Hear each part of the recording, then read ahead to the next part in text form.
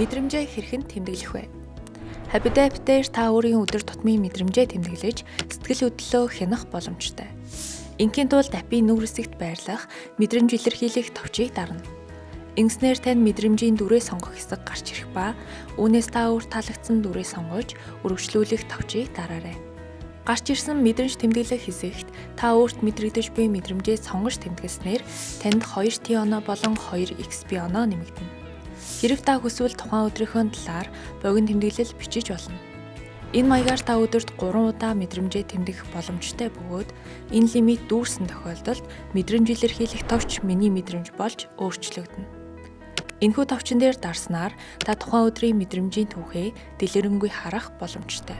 Хэрэв та мэдрэмжийн дүрээ өөрчлөхийг хүсвэл профайл цэс рүү орж мэдрэмжийн дүр солих хэсэгт даран өөрт таалагдсан дүрээ сонгоорой.